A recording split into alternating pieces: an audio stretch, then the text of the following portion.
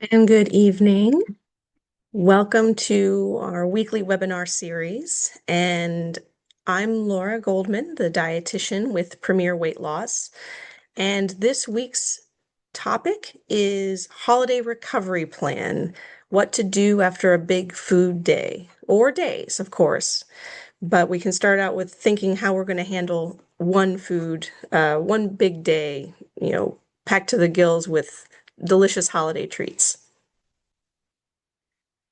As always, even though I know that holiday dining, we're going to not have a perfect uh, structured meal, that is okay. But it's still important to remember that in general, it is the quality of your calories that matters. And so that's still a focus we want to have, especially when we try to do this recovery the next day. What we'll cover broadly is, of course, it's a time to remember that one meal or even one day of big meals, it doesn't undo all the progress you've made so far. And I also wanted to go over a few items so that we can understand what this weight gain is that you might see after a big meal or after a weekend. We'll go through the first 24 and 48 hours with some plans to help reset yourself. I'll also go a few pitfalls to avoid. And as always, offer a few challenges for the next week and see if there's one that might appeal to you to try out. So to start out, does one big meal or one really involved weekend equal real weight gain? The answer is no. I'm sure you've heard or you've experienced yourself where you will have a particular weekend or maybe a trip or a day where there's a lot of feasting, and for whatever reason, you feel inspired to get on the scale the next day and you see extra pounds and you think, how can this be? Or get down on yourself about it. But if you notice that sudden change in a couple of days, it's not what I would call real weight, because a large portion of it tends to be some temporary fluctuations, and a large portion of it tends to be water weight. So if you eat something particularly salty, there's a good chance that you are going to be retaining more water. And that can be up to 3.3 pounds extra water on you. And also, if it were particularly indulgent, you may have some extra food in your digestive system. And if you're using a GLP-1 medication, your digestive system may be slower. And so there could be a period of time where you're holding on to that for a little longer. And finally, there is also this aspect of carbohydrate storage. So our muscles and our liver store glycogen, and with glycogen, there is also about 3 to 4 grams of water. So every 1 gram of carbohydrate that gets stored as glycogen, you can sort of account for 3 to 4 grams of water. And big picture, I looked into that. That may be somewhere around 3 to 4 pounds or closer to 3 pounds of extra fluid as well. And this is one reason why when people who go on, say, a keto diet, they will comment on losing quite a bit of weight up front very quickly. And a large portion of that is that they're losing water weight from this loss of glycogen storage as well.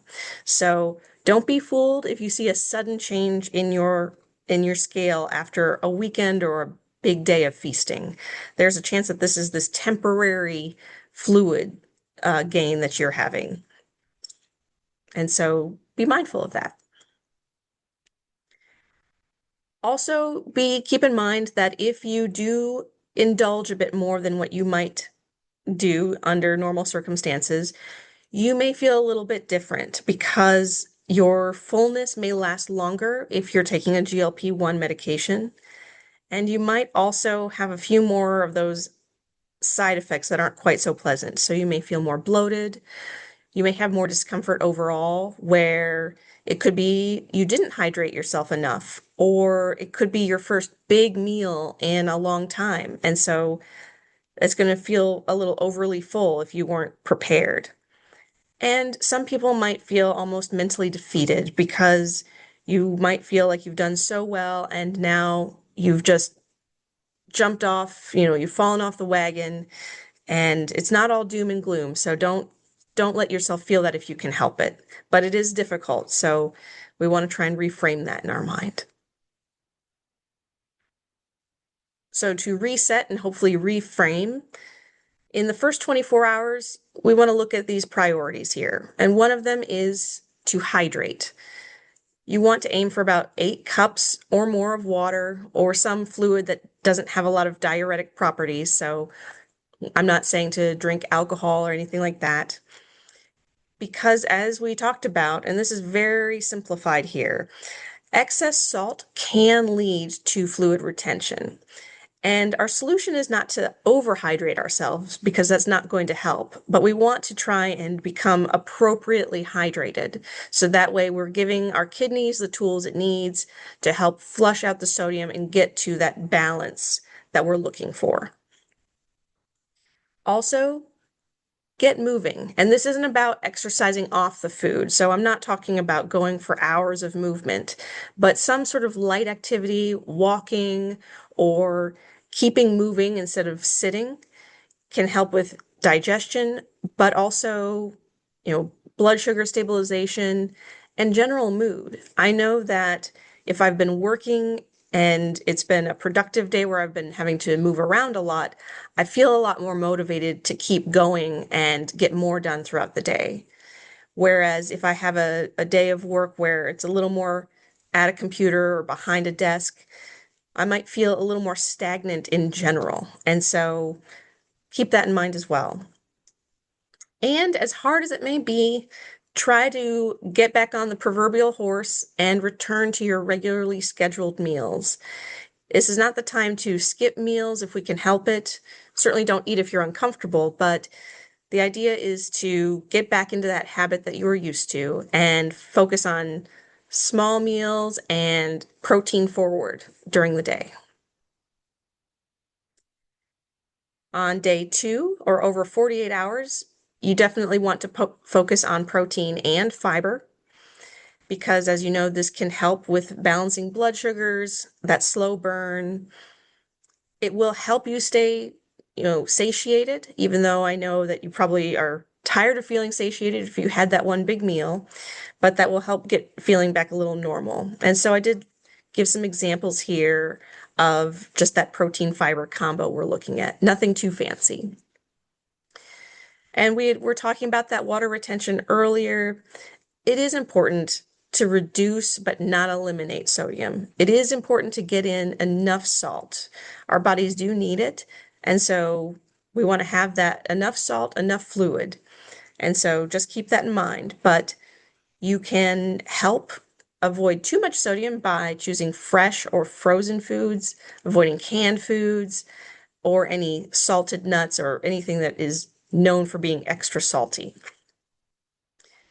And remember to prioritize sleep because a lack of sleep can impact what we're hungry for, and oftentimes it leads towards more comfort food choices and more impulsive choices and not necessarily those healthy choices we want to focus on.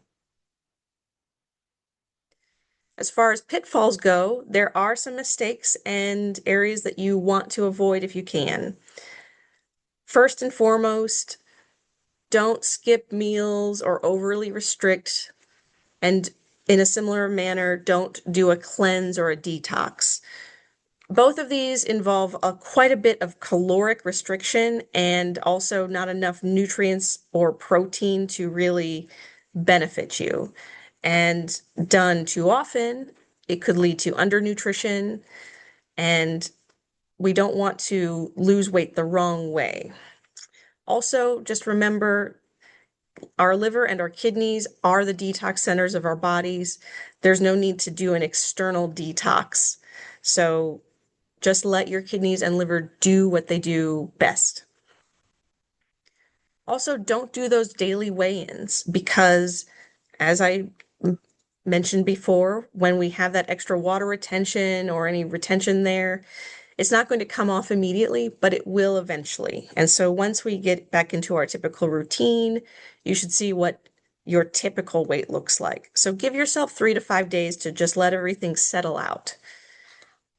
And mentally, don't try and label foods or meals as good or bad right now. We've talked about mindful eating and not assigning judgment to foods because that isn't really sustainable and can lead to us feeling averse to foods, whereas it's more about managing the amounts. Specifically speaking about GLP-1s, if you're dealing with side effects after overeating, depending on what kind, there are a few different approaches. So if you're dealing with nausea, just remember small sips of fluid versus large gulps. For some people, they find ginger tea to be very soothing on the stomach. If you're dealing with bloating, that gentle movement we've talked about can be very helpful. Peppermint tea is also known to be generally helpful for many people with just getting the gut moving and having those peristalsis movements to get everything moving along. And try and avoid carbonated drinks just so you don't feel that gassiness build up. And if you're dealing with constipation along with movement, make sure that you're staying hydrated, make sure you're getting enough fiber, and prunes or kiwi can be some excellent sources as well to get in some good fiber and some really good nutrients in general too. Speaking of mindful eating a little bit earlier, our mindset is key when it comes to approaching holidays because holiday meals are a part of life and we shouldn't avoid them altogether. We should allow ourselves those indulgences and togetherness with family and friends. And I think it is important to remember that learning to navigate these holidays, these meals, that is a part of your success in the long term because this isn't going to go away, hopefully. And so you want to be able to approach these types of meals with confidence. And being flexible helps build that long-term maintenance for you. And as always, don't attach guilt to a day because it's about getting back on the horse of what you typically do. So as always, I wanted to offer a few challenges for the week. First one, because I think it's so easy to not focus on hydration, is to hydrate. Aim for those 8 glasses of water a day. Do that consistently for the next 3 days. Of course, then we'll be approaching the holiday season. So track your intake. You can use either a bottle that has the ounces measured, or some people have apps. And again, it's not about overhydrating, just be hydrated enough. Or movement. If that is a habit that you want to get into, add it now. Start adding in 10 or 20 minutes of a walk to your day, or divide it up into short bursts, maybe even 5 minutes throughout, whatever works best for you. And of course, self-talk. So talk to yourself as you would a friend. Work on those positive phrases to reframe thoughts about eating. If you know that that is an area that you struggle, try and come up with those phrases for yourself. And an example is, my body can handle this flexibility, or I look forward to this challenge of a holiday meal. Because if you can approach it from a more positive perspective, then there's going to be that less feeling of defeat later.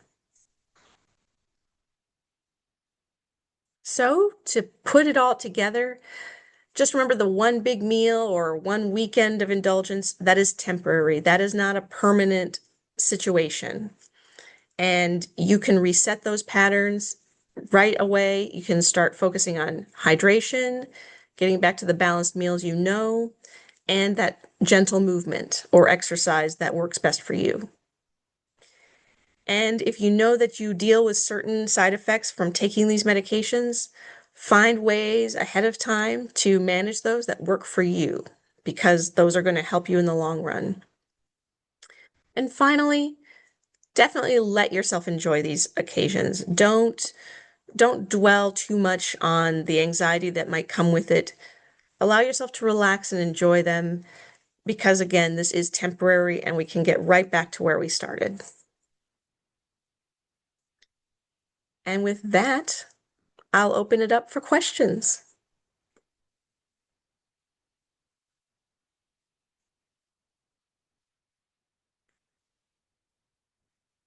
Well, okay.